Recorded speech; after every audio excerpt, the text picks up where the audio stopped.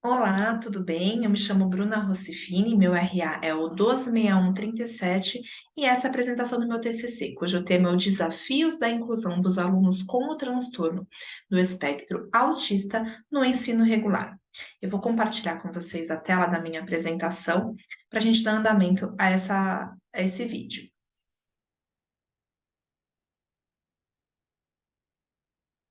Então vamos lá. Nessa pesquisa, eu vou abordar um pouquinho dos desafios, né? O que se espera no ambiente escolar e do papel do professor. Eu resolvi trabalhar com esse tema por ter um sobrinho autista e acompanhar de perto as batalhas diárias para que as leis fossem cumpridas em seu dia a dia escolar. E todo mundo é beneficiado com a inclusão, tanto os alunos com transtorno aprimoram o seu convívio social, desenvolvem novas habilidades e os colegas aprendem sobre respeito, diversidade e tolerância de uma forma natural, por meio dessa convivência diária.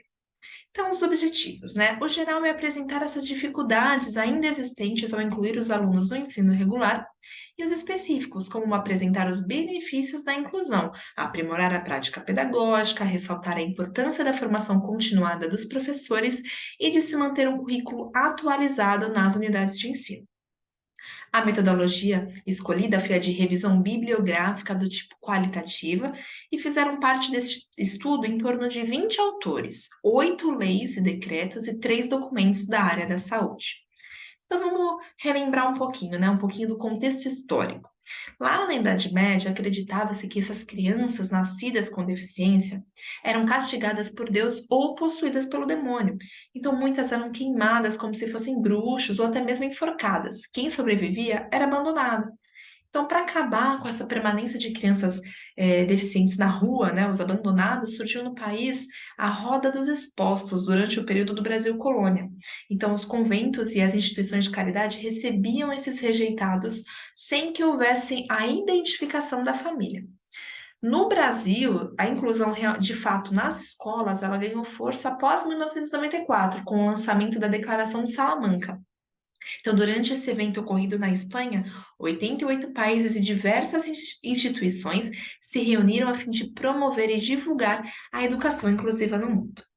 Então, de acordo com a declaração, toda criança tem o direito fundamental à educação.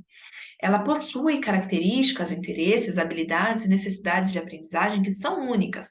Então, os programas educacionais devem levar em conta essa diversidade de características e necessidades.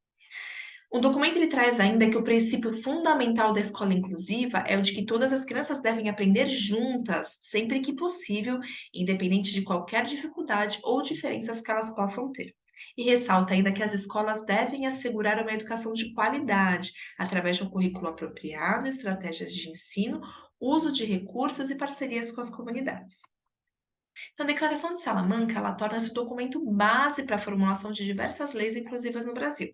Então, segundo dados da ONU, há 70 milhões de pessoas com autismo no mundo, com a incidência maior em pessoas do sexo masculino, 4 meninos para uma menina. Então, vamos compreender um pouquinho o que é o transtorno do espectro autista, tá? Essa palavra vem do grego, que significa de si mesmo ou voltar-se para si mesmo. E o psiquiatra austríaco Eugen Bleuler foi o primeiro a utilizar o termo lá em 1911. Segundo Cunha, de 2012, o Blair empregou esse termo para descrever a fuga da realidade e o retraimento interior dos pacientes acometidos por esquizofrenia, com comprometimentos na comunicação, dificuldades na interação social e atividades restrito repetitivas.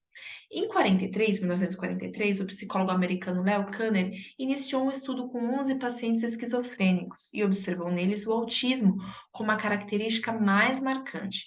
O Kanner destacou essa incapacidade de se relacionarem de maneira normal com pessoas e situações desde o princípio de suas vidas. Silva, 2012, detalha que o transtorno ele se manifesta antes dos 3 anos de idade e prolonga-se por toda a vida. Camargo e Bossa, 2009, relatam que o autismo se caracteriza, então, pela presença de um desenvolvimento acentuado atípico na interação social e comunicação, assim como pelo repertório restrito de atividades e interesses.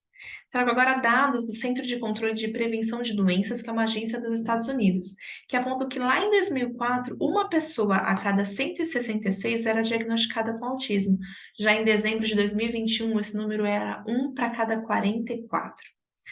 Então, a importância do diagnóstico precoce, né? Ele deve ser feito o quanto antes para minimizar os prejuízos sociais. E aí a falta de informação acaba por retardar esse diagnóstico e, consequentemente, o acesso a um tratamento adequado. Santos, 2008, afirma que a escola tem um papel fundamental na investigação, porque é o primeiro lugar de interação social da criança depois do ambiente familiar. Já Mello, 2007, diz que o diagnóstico de autismo deve ser feito por um profissional especializado, ou um médico neuropediatra ou um psiquiatra especializado na área do autismo. Silva, 2012, diz que cada criança tem uma maior ou menor facilidade com alguma área, então esse trabalho de investigação deve ser feito de forma minuciosa. Há três níveis de autismo: o leve, o moderado e o grave. E esse último é o mais severo, porque ele acomete a falta ou a inexistência da comunicação verbal. Agora eu vou falar um pouquinho das leis e diretrizes, né? O artigo 208 da Constituição Federal de 1988 estabelece o direito à educação preferencialmente no ensino regular. Dutra, 2008, reforça então que qualquer pessoa com deficiência deve ser incluída ainda na educação infantil, pois é onde se desenvolvem as bases necessárias para a construção de um conhecimento e de desenvolvimento global. Já a Lei de Diretrizes e Bases da Educação Nacional, a LDB número 9.394 de 96, reafirma no artigo 58 a importância do trabalho especializado, com o objetivo de garantir a permanência e o sucesso nos estudos. Já o Decreto 6.253 de 2007 diz que o atendimento educacional especializado deve envolver a família, atender às necessidades específicas dos alunos e ser realizado em articulação com as políticas públicas. Em 2014, o Plano Nacional de Educação, ele também define 10 diretrizes para servir de base à educação, e ele estabelece 20 metas a serem cumpridas. E a meta número 4, entre vários outros, diz o seguinte, que é a garantia de um sistema educacional inclusivo, de salas de recursos multifuncionais, classes, escolas ou serviços especializados, públicos ou conveniados. Já em 2012, a Lei nº 12.764 define a Política Nacional de Proteção dos Direitos da Pessoa com Transtorno do Espectro Autista. E no artigo 1, atenção, diz que em casos de comprovada necessidade, a criança tem direito a um acompanhante especializado. Agora, sobre a formação continuada, né? Então, para trabalhar com educação especial, o professor de atendimento educacional especializado, o professor de AEE, ele deve ter conhecimento sobre o transtorno, além de compreender que estes alunos processam as informações de forma diferente. Eles tendem a ser mais sensíveis ao barulho e também resistentes a mudanças. Então, esse professor ele tem como função auxiliar na elaboração das estratégias e do planejamento da escola, assim como na organização da rotina de acordo com as necessidades de cada aluno. Santos, 2008, diz que os profissionais não são preparados para lidar com as crianças autistas, e a escassez de bibliografias apropriadas dificulta o acesso à informação na área. Segundo Fumegali, de 2012, a formação continuada deve ser objeto de aprimoramento de todo professor, e dessa forma ele poderá rever e analisar a sua prática pedagógica, sempre visando o desenvolvimento e as necessidades individuais dos alunos. Souto, 2014, ressalta a importância dessa adaptação escolar para receber os alunos.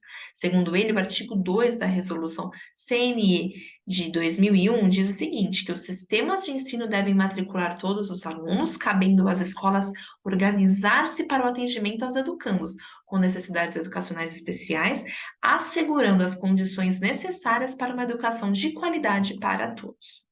E também sobre o aperfeiçoamento da prática pedagógica, Veltroni, em 2007, diz que é fundamental para saber lidar com os diferentes tipos de alunos. Além dessa dificuldade de encontrar subsídios, os educadores precisam ainda criar uma rotina de ensino para que esses alunos se sintam seguros, né? Tanto que em 2009, Gicovati, ele disse que a quebra da rotina pode desencadear em um comportamento agitado, no qual a criança se recusa a ir além enquanto não retome a esse padrão anterior. Brandes ou Felice, de 2012, dizem que receber alunos com deficiência é um desafio que as escolas enfrentam diariamente, pois devem utilizar de adequações ambientais, curriculares e metodológicas. Agora, sobre o currículo, né? Ele deve ser adaptado para que se promova o desenvolvimento. Então, o professor, ele analisa a evolução, propõe mudanças e adaptações, visando sempre a melhoria desse processo de ensino-aprendizagem. Então, de acordo com o Vale Maia, de 2010, a adaptação curricular se define como conjunto de modificações que se realizam nos objetivos, conteúdos, critérios e procedimentos de avaliação, atividades e metodologia para atender às diferenças individuais dos alunos. Então, os benefícios desse convívio, né? Camargo e Bossa, em 2009, dizem que é importante que a criança autista interaja com outras crianças.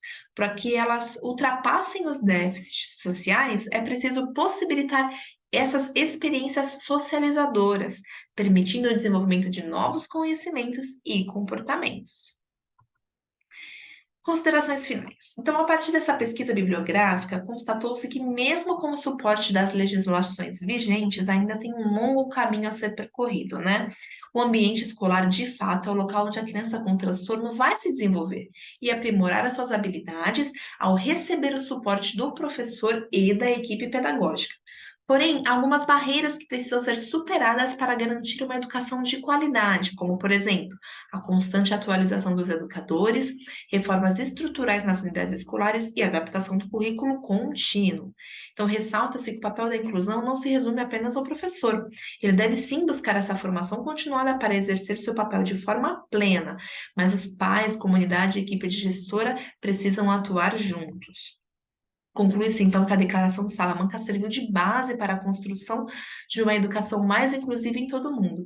E no Brasil, né, a Constituição de 88 já previa a inclusão de qualquer pessoa no ensino regular, independente de cor, raça ou religião.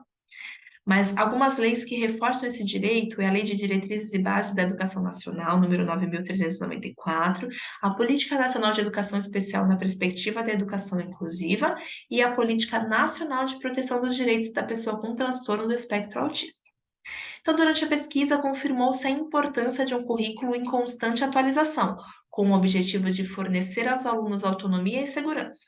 Assim, as crianças diagnosticadas com transtorno se sentirão aptas a realizar tarefas que antes não eram possíveis, ou aprimorar os seus conhecimentos já adquiridos. Então, os educadores devem investir em estudo constante para auxiliar no desenvolvimento social, cognitivo e intelectual dos alunos. Os desafios ainda são muitos, e para alcançarmos uma educação de qualidade para todos, sem distinção, família, escola e sociedade devem caminhar juntos. Agora eu apresento as referências bibliográficas feitas para compor esse estudo. Muito obrigada pela apresentação e até mais.